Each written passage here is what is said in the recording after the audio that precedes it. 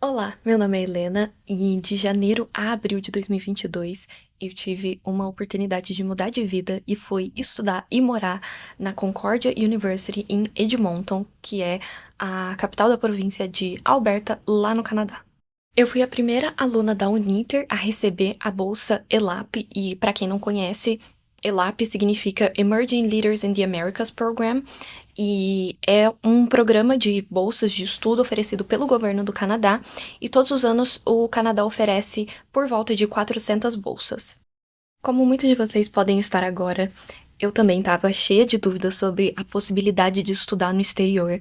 Eu estava procurando uma oportunidade que eu pudesse pagar, que me ajudaria a melhorar o meu inglês, conhecer novas pessoas, outras realidades e também progredir profissionalmente. Hoje eu decidi compartilhar brevemente a minha história, junto com alguns conselhos práticos que eu espero que possam te ajudar a planejar os seus objetivos e trabalhar para alcançá-los. Não deixe que o tamanho dos seus desafios te impeçam de tentar. Eu sei que os objetivos podem mudar ao longo do caminho, e isso é completamente normal, mas cada degrau que você sobe rumo a esse objetivo já é um progresso. A gente precisa entender que estar abaixo dos nossos objetivos, ainda não ter alcançado eles, não é motivo de vergonha. Agora, deixar de tentar, aí já é outra história.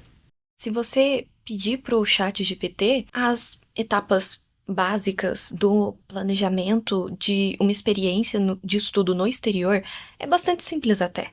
Os maiores desafios surgem nas áreas que você não pode simplesmente terceirizar para um robô ou passar para qualquer outra pessoa além de você.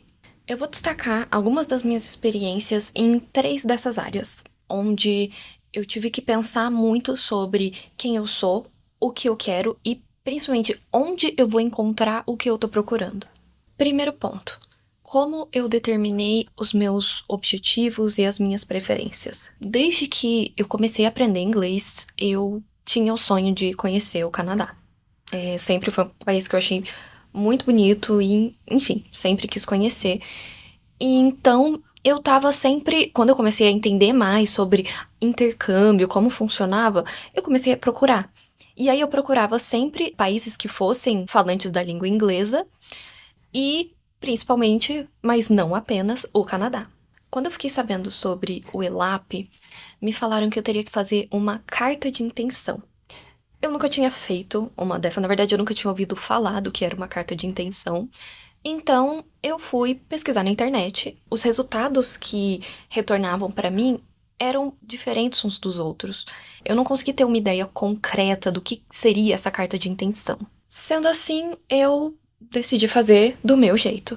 Então, eu falei sobre quem eu sou, sobre os meus sonhos, meus objetivos, sobre como isso ia me beneficiar, tanto pessoal quanto profissionalmente, e também falei sobre como a universidade estaria recebendo uma aluna super dedicada, comprometida, esforçada e que faria de tudo para aproveitar todas as oportunidades que eles estivessem dispostos a me oferecer. Eles precisavam ver qual seria o lado positivo para eles também, afinal, é uma via de mão dupla, então eles precisavam ganhar algo com isso também. Não falei sobre o meu currículo.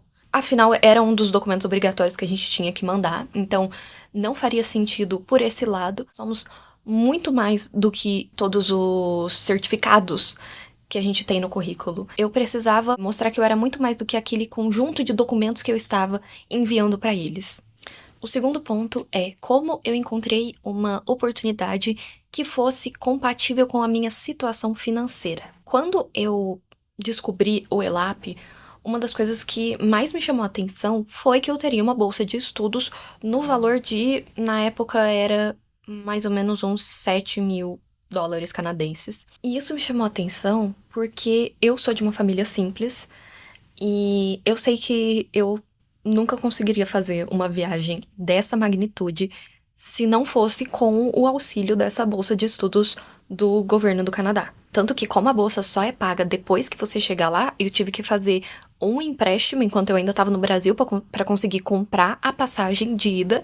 E aí depois eu peguei uma parte do valor da bolsa para pagar esse empréstimo, mas enfim, eu tive que fazer isso porque senão eu não conseguiria ir para lá. Como eu ia estar num país muito diferente do Brasil em muitos aspectos, eu optei pela facilidade de pagamento de contas, vamos dizer assim. Eu optei por ficar na residência da faculdade. Porque dessa forma eu não teria gastos extras com energia, aluguel, transporte e almoço. Porque tudo isso tá incluso nesse valor que é como se fosse um pacote, né, que você fecha com a faculdade, e aí isso tudo tá incluso. Você tá ali no campus da faculdade mesmo, então, né, não tem nenhum custo com deslocamento. Terceiro ponto, como eu identifiquei os programas e as faculdades que eram compatíveis comigo. Aqui eu quero compartilhar a minha estratégia com vocês, que não foi nada de outro mundo, mas foi o que eu fiz e deu certo. Percebi que não era um programa muito concorrido, porque principalmente não era um programa muito conhecido. Eu imaginei que isso poderia me dar uma chance. Por último, eu quero falar sobre como foi ter uma rede de conexões com pessoas que me ajudaram e me ajudaram muito a ter sucesso nesse processo de conseguir o intercâmbio. Para minha sorte, alegria e alívio, o pessoal do Departamento de Internacionalização da Uninter tinha todas essas respostas que eu procurava. A aplicação, né, o prazo final para aplicar ia até o final de março, mas o resultado só veio ali finalzinho de junho, começo de julho. Tinha gente de todos os lugares do Japão, da Espanha, do México, da Índia, das Filipinas. Era um ambiente muito rico culturalmente para você conhecer, enfim, foi muito legal. Esse intercâmbio me trouxe muitas experiências e muitos aprendizados. Eu quero destacar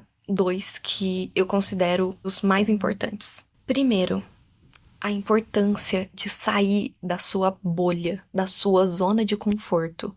Eu saí de casa, fui fazer faculdade em outra cidade com 18 anos. Eu achava que isso era sair da minha bolha, mas o intercâmbio elevou isso para um outro patamar. Foi uma experiência realmente de abrir os olhos pro mundo.